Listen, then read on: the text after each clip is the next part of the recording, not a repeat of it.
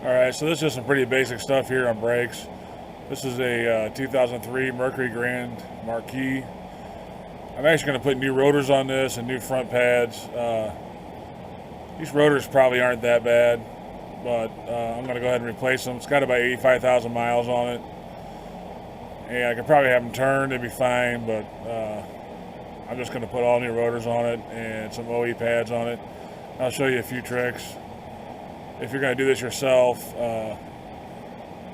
to keep from any pulsating or a lot of people think their rotors are warped when they do a pad slap, and it's possible that the rotor's gotten too thin and you have issues like that.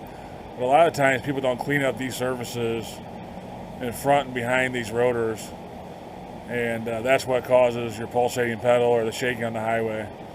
So I'll kind of show you some of those little things that I do to prevent that. But first we'll turn this wheel inward and get this caliper off.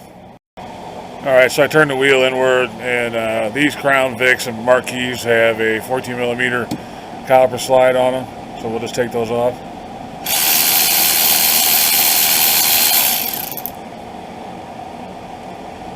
Tiny bolt.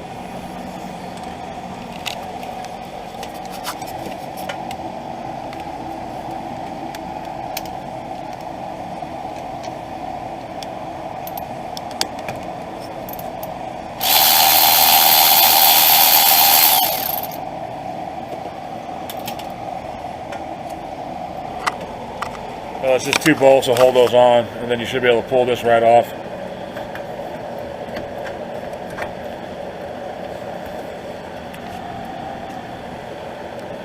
Somebody went crazy with the brake lube on the last job. That's really excessive. Sometimes you have to take a screwdriver or something and pry behind this pad here to compress this piston a little bit on the caliper to get it to come loose. That's what I'll do, then I'll pull this off. Alright, so I got the caliper off. It's actually a dual piston caliper. And look at all that grease. Someone just went nuts on the grease, the brake grease on this thing. So anyway, this is the pads. They're pretty well worn.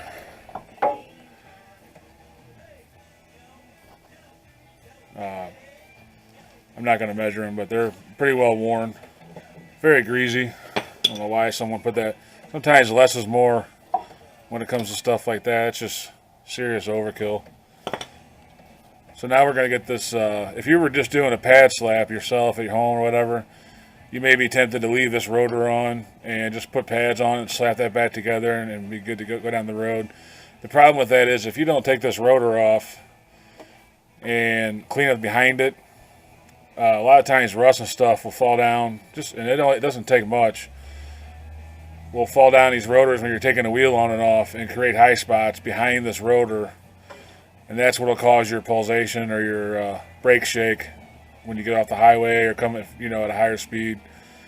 So even if you're just doing a simple pad slap, I still recommend taking this bracket off, pulling this rotor off and cleaning behind it. Now I'm just going to put a new rotor on this one, but I'll still clean up the bearing behind here and clean it all up, because you don't, like I said, it only takes a few minutes and you can prevent yourself from having all that shaking and pulsating.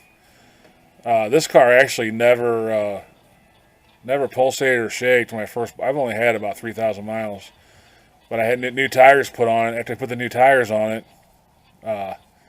it started pulsating in the front, getting off the highway. And I know it's just a matter of, it's very hard. Everyone thinks when your car pulsates or shakes, oh, I got bad rotors. It's extremely hard to warp these rotors. I mean, it's the amount of heat that it would take to warp them is incredible. Most of the brake rotor warranties that come in, I've been to brake schools and classes and all that stuff, and I talked to a guy at can't think of the name of it. It's a big brake company. Anyway, I went to one of their seminars a while back, and I can't think of the name of it. Anyway, they said most of their brake rotor warranty work that they get when they sell them and someone says, oh, it's warped, they find that it's just the rust buildup behind the rotor here. You know, if you would measure, it's 0.03 of an inch of rust buildup possibly, and one, you know, have a high spot, and that's what it is. The actual rotor itself is true. So, you know, you can do the pad slap, and you might get lucky and no rust will fall behind here.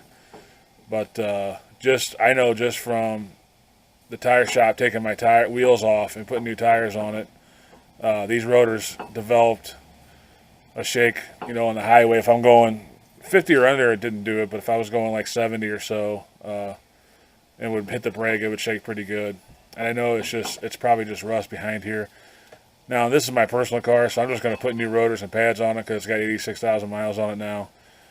And I just want to get it, you know, replace these. They're probably factory. Replace these and be done with it. But I'll show you. We're going to take this bracket off next. Alright, so Ford uses 18 millimeter bolts on the back of these. There's one here and one here. You can usually get your impact behind there and zip those off. You see there's one, then we got this one down here. And then this entire rotor bracket will come off. Alright, so I got the bracket off, it's right here. One thing I'll add, don't let your brake calipers hang by the hoses. Right here I have a caliper bracket. This is an OTC bracket. You can get them. You get them at the auto parts store, pretty reasonable, and it saves your brake hoses and all that. Don't let, you know, if you're going to work on brakes and stuff, always hang them. See, I got the one end through there, and then one end right here on the control arm. That holds the caliper safely, so you don't have to worry about pulling on that brake hose. And then, like I said before, I even took this wheel off. You can see here. You can literally feel this with your finger, the gunk and the rust. This almost looks like that same grease they put on the brake pads. But there's a big chunk right here. I mean, you can feel that with your finger. That might be 2 or 3/1000 of an inch. But that is guaranteed could cause a rotor shake getting off the highway. And then you look at this rotor here.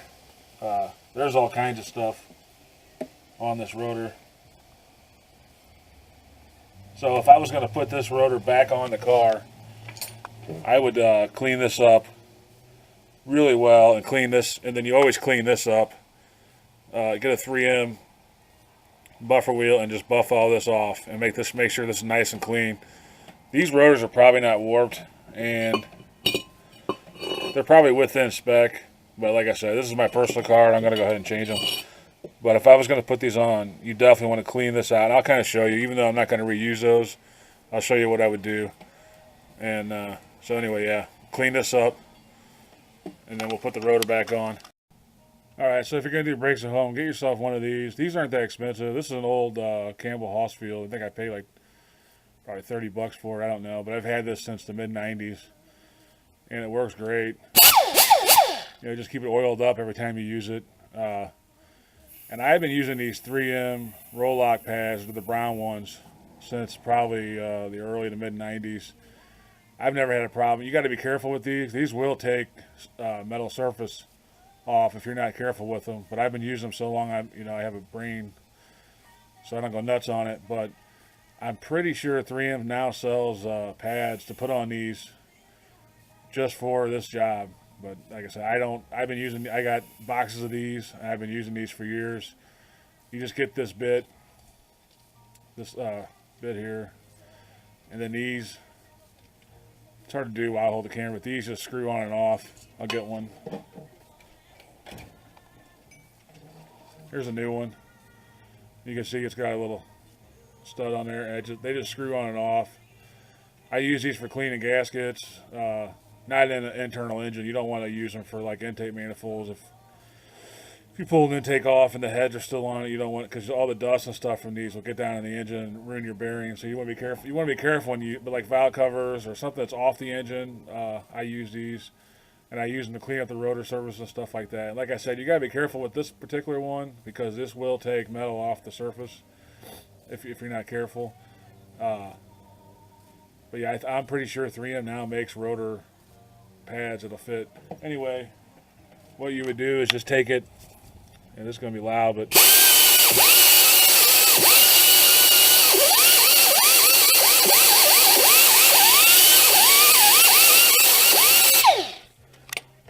you can see right there, smooth as a baby's butt. That's what you want all the way around.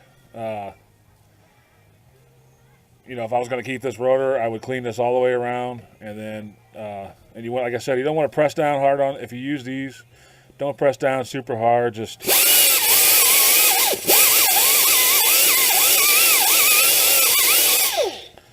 on those, you want to keep moving and just let the pad do the work. And you can see, it only took me, what, 30 seconds. I'd probably do a little bit better if I was going to keep these rotors, but and I know it may sound crazy, that little bit of gunk that's on there, it's 2-3 thousandths of an inch. That will cause a huge difference when you do your brakes, and it may not show up right away either. Sometimes it takes 2,000 or 3,000 miles for you know, something like that to show up after you change the brakes. But like I said, on this car, the brakes were fine. Then they take the wheels off. I put all new tires on this car, and when they put the wheels on, they just went ahead and rammed down as hard as they could.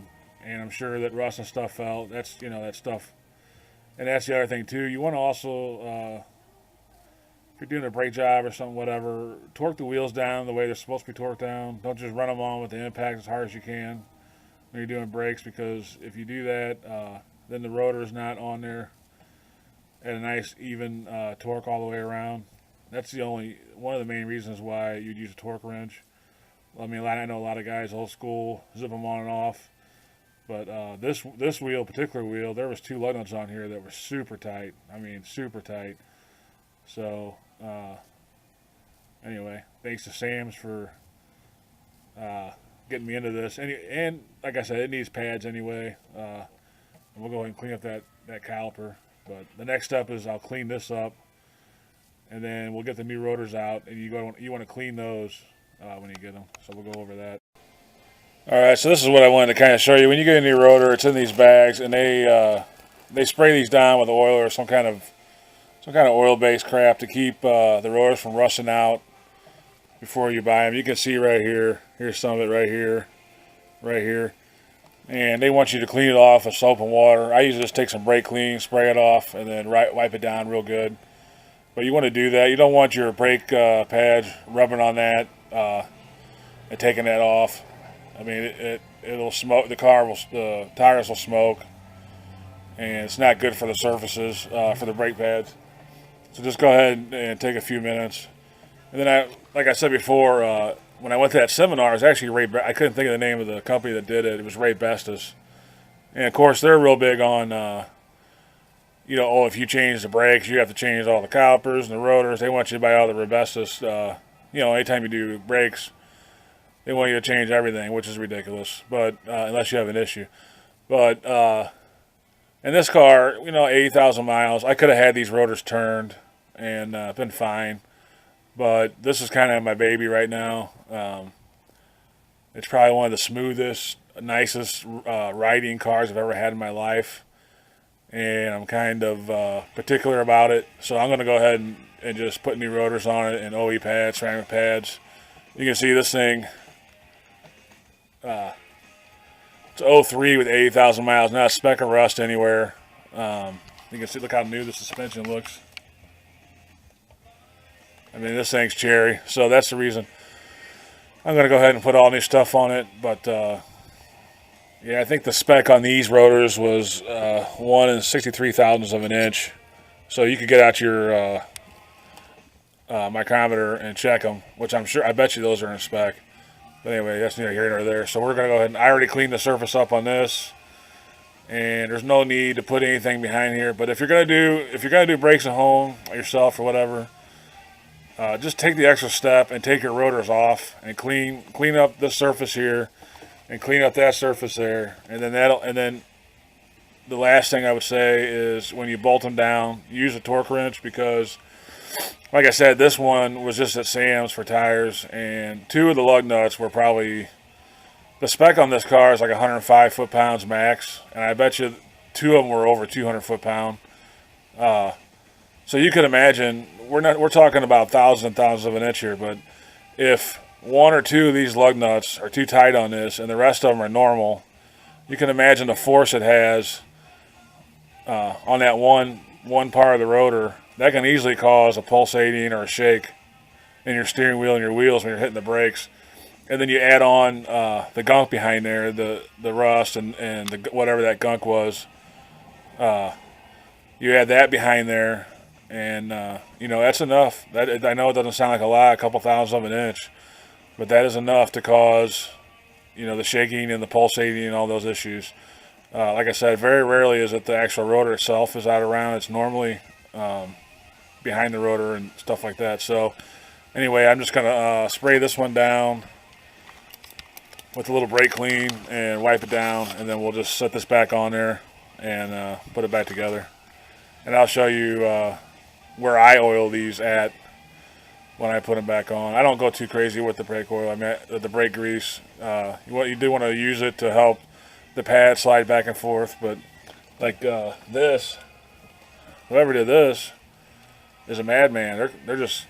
They must have stock in the brake lube company, because that's crazy. I've never. This is just drenched with it. So that guy, he loved his brake lube. So anyway, we'll clean this rotor up and get it on, then we'll go from there. All right, one other thing I'll bring up: if you do a lot of brake jobs at home or use a lot of brake clean, for years I bought the cans, and the last, like, I don't know, 3 or 4 years ago, I bought this thing, and you fill it up with brake clean. You can buy brake clean by the gallon. You fill up brake clean, you pressurize it with air, and it saves you a lot of money over buying the cans. It's just a little thing I would bring up. If, you know, I use a lot of brake clean around the shop to clean up everything with it, because it works so good and it dissipates real fast. Yeah, it's cheaper than buying the $8 cans or whatever. You can buy a gallon of it on Amazon or whatever, and it's a lot cheaper. And then you buy one of the, I think the auto parts stores now sell these. I bought this, like I said, 3 or 4 years ago. I think it was like $30 or $40, somewhere in there. But that's a good little, it's a good thing to invest in if you do a lot of homework, you know, brakes or engine repair, you know, because brake clean's great for all that stuff. Cleaning off suspensions, everything. So it is flammable, though. You got to be careful. I always use LED lights around it. You don't want to use a drop light around it, because I've seen some bad things happen with brake clean and drop lights, and I've had bad things happen. So anyway, that's just a little tip if you use a lot of brake clean. So we're going to get this rotor on, then I'm going to put this bracket back on behind it with those two 18mm bolts. Alright, so I ran those two 18mm bolts back through here. One there, one there. Torqued them down to German spec, which is good and tight. A lot of people, I like using the good and tight German spec on a lot of stuff like that. That has nothing to do with your brake rotor being straight, or all that does is hold your brake caliper, you know, to hold your brake caliper. So there's, just make sure they're nice and tight. And now we'll, that's got a bunch of grease on it, so I'm going to clean that up a little bit. And I took the old hardware off. The new pads, I like to use, O'Reilly's has a line of ceramic brakes that are close to OE, and they're not too terribly expensive. That's what I like to use. So and the O'Reilly's pads always come with new hardware. So we'll put that on and grease them up a little bit and go from there. So I've been using these Brake Select Premium, and they come with the hardware from O'Reilly's. They're close to OE spec, the ceramic, and it comes with all the hardware. And I've had some pretty good luck with these as far as the noise and all that. Alright, so I got the new hardware installed. These just snap on, and then you can see here, these little tabs, they want you to bend those over. So just bend all the tabs over. It just helps them stay secure onto the bracket here. But yeah, this is the new hardware. And this is the old stuff. So I always put a little bit of grease, brake lube right there. I just put a little bit on all 4 points, one here, one here, one here, and one here. Just a little bit of this brake lube. I don't go nuts with it, but your brake pad is sliding back and forth on this metal here. So just put a little lube on there, and it helps the pad slide back and forth a little easier. So that's I just usually put a little on there and then rub it with my finger, and you get all 4 points before you put the rotor caliper back on. Alright, so this is a little bit of rig up here, but you can see here, here's the piston for the caliper. And when you pull these off, they'll be out a little bit, obviously, because as the brake pads wear, they come out farther. So you want to push those back into you want to push that piston back into this caliper. Now this particular car has dual pistons, because it's a race car, obviously. So they actually sell tools that'll work with dual pistons, but I just got 2 of these in there, and you take the old brake pad and put it against there, and you just turn these in. Now these dual pistons, you want to turn them in pretty evenly. Don't just turn in one and then crank on the other. So we'll just do that until they're all the way flush in there, and then this will be ready to go back on. All right, so that's how it looks when it's compressed, when both of them are compressed in. Like I said, most tie-in cars only have one piston, but of course this is a race car, so this has 2. That's sarcasm if you didn't catch that. It's not actually a race car, but anyway, so those are both compressed in, and then we'll slide the pads on here. The other thing I like to do is take a wire brush and clean all this up in here, and then I'll put a little bit of grease in here where the pads contact it to help them slide back and forth. And then a lot of guys put a little grease behind the pads just to cut down the noise. I don't usually do. If I do put any, it'd be very little. And yeah, that's about it with that. I don't really go too nuts with the grease. I try to hit the points where the pad moves back and forth, and just to help it move back and forth. Sometimes they get a little rust or whatever back there. So, and then these pads I noticed don't have the wear indicator on them anywhere. So you're kind of on your own with these Crown Vics and Marquis, as far as, you're gonna have to check your brakes every once in a while to make sure they're not too wore out. So anyway, like I said, we'll clean this up in here, and put a little lube in there, and then put the pads on, obviously, and then pop the rotor or the caliper back on. All right, one other thing I forgot to mention: these are your slides where your bolts go in through your calipers, and you want to pull these out. These are actually in pretty good shape. A lot of times they'll be rusty and gunky, but I'm going to put these on a wire wheel and clean them all off real good, and then you want to put some brake lube on these. These actually go inside these boots, and I just dropped them. Anyway, they go in these boots right here, and they move back and forth. As you press the brake, your caliper moves back and forth, and if this is not moving freely, you'll have uneven wear on your brake pads, and sometimes your brakes, if it's really I've seen it where they're really seized in there where your brakes aren't even working because the caliper can't move back and forth, slide back and forth to grab your rotor. So this is a pretty important thing. And each car, this is a common setup here, but each car is different. Some, like on the GMs and Chrysler, the actual pin, the bolt, this is the 4 bolts, and this basically, you put the caliper over and the knee screw into these. On a lot of cars, this is actually this is all one piece, so this will actually be attached to it, and you would clean it off the same and grease it up, and then slide this back into the caliper. But this is a Ford, so this is how their style. We'll pull these out, wire wheel them, grease them up, and put them back in. Then make sure you snap them back into this boot right here. And if this boot's bad, replace it. That helps keep all the crap out of it. So yeah, that's an important step I forgot to mention. Always make sure you take these slides out and lube them. Clean them up and lube them. Alright, so this is common sense. When you put these pads in, you want to make sure that the actual pad material is facing the rotor. I know that's common sense, but you want the steel facing outward and the pad facing inward.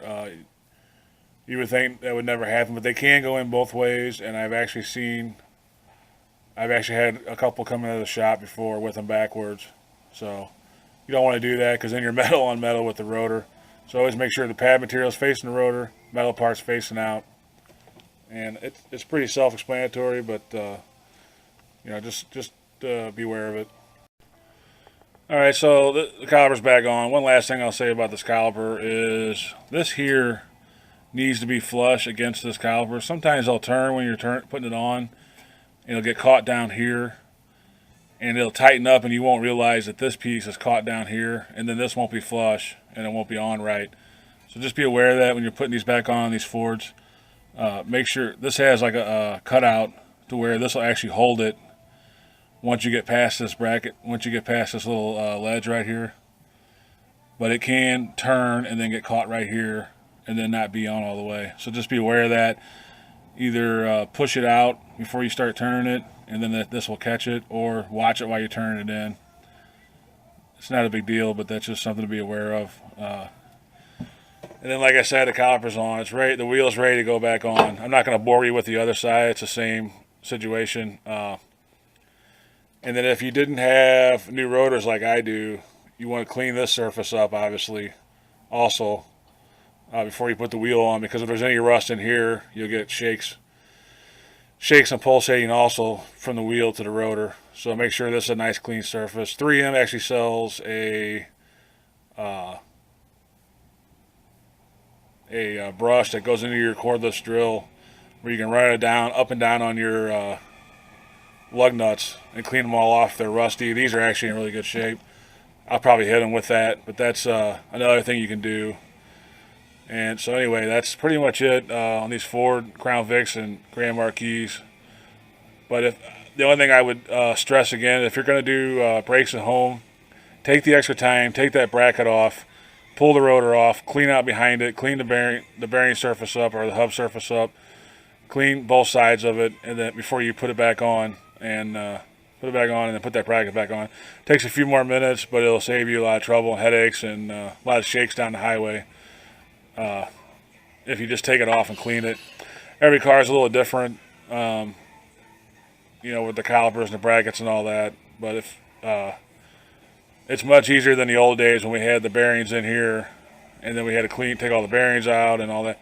At least now these rotors pop out pretty easily. So, like I said, if you're going to do it at home, do it right, and you won't have any issues with it or worries. So that's pretty much it, I think, for this video. We'll do the other side and get this fancy Hoopty back on the road. Alright, so this happens to me a lot. I forget something. Anyway, get out your torque wrench if you're going to do this and torque these down. You want to do a star pattern. Torque them down evenly. This car calls for a max 105 foot-pounds, so this is set at 105. And I went around and torqued these up. And then the other thing I want to, even more important almost, I forgot to mention is if you do your own brakes, when you compress those pistons, you're creating space between the piston and the rotor, or the caliper and the rotor, when you put them back together. So your brakes won't work at first when you go to pull out of your garage or your driveway or whatever. So always pump your brakes up before you decide to take off. I've even seen seasoned people forget that, and then you go in for a little ride. You can go for a little bit of a ride for a second until they pump back up. So once you get done with the job, don't touch and that's the other thing, don't touch your brakes when the caliper's off, or you'll blow that piston right out of the caliper. So do your brakes, and then the other, this is probably another thing too, don't do two at a time unless you're going to block the other caliper. If you have both calipers off and you compress one caliper, you'll actually press the piston on the other caliper will actually will come out too far if it's not blocked off. So if you got it up in the air, you're gonna do two at one time or whatever. Always make sure to leave either that caliper on the rotor until you're ready to compress it, or if you take it off, make sure you have that tool in there and blocked off so that the piston can't come all the way out of the caliper if you're going to do 2 at a time. If you're just doing 1 at a time, you don't have to worry about that. But anytime you do brakes on the front or the rear with rotors like that, you're going to have to pump your brakes up a couple times before you take off to get their full pedal. So now this is the end of the video, and we'll see you on the next one.